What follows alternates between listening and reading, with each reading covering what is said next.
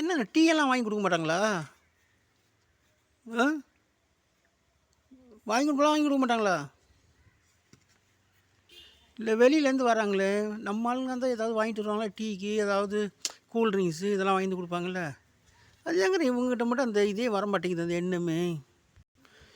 வேலையை முடியுங்கிறாங்க, ஆளை வச்சு செய்யுங்கிறாங்க, கூப்பிட்டாலும் கூட இவனும் வர மாட்டான். தண்ணி கூட கிடைக்காதுன்னு. நான் ஒரு 10 நாள் வேலை செய்ய போகிறோம், இன்னும் ஒரு 50 ரூபா வச்சாலும் கூட இன்னும் ஒரு 1000 ஆக போதா, இல்லை 2000 ஆக போகுதா?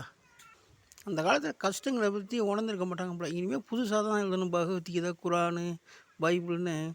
கோயிலுக்கு வர்றீங்களோ இல்லையோ, இந்த வேலை செய்கிறவங்களுக்கெல்லாம் நல்லா கவனிங்க, பாருங்கள். அதுவே கடவுளை அடையும்னு இனிமேல் புதுசாக எழுதணும். ஆனால் எல்லாரையும் குறை சொல்லக்கூடாது. இந்த மாத்தூரில் பற்றியா வேலை செஞ்சோமே, 6 மணி ஆயிடுச்சுன்னா இட்லி வாங்கி கொடுத்துருவாங்க, சாப்பாடு வாங்கி கொடுத்துருவாங்க.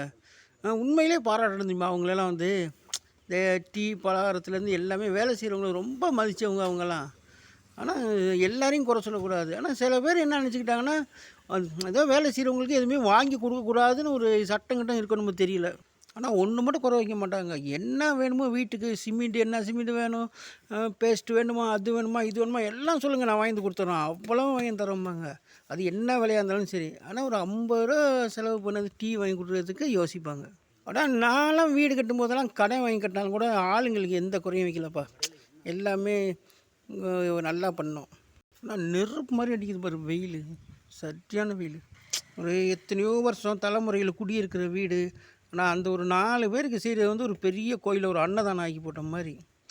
போகும்போது அவங்கெல்லாம் வாழ்த்திட்டு போகணும். இந்த வீட்டுக்கு வேலைக்கு வந்தோம், பரவாயில்ல, நான் நல்ல மனுஷங்க அப்படின்னு சொல்லிட்டு ஒரு 2 டீ வாங்கி கொடுறதுக்கெல்லாம் யோசனை பண்ணியிருக்காங்களாம். இவங்கெல்லாம் புரிஞ்சிக்கிறவே முடியல.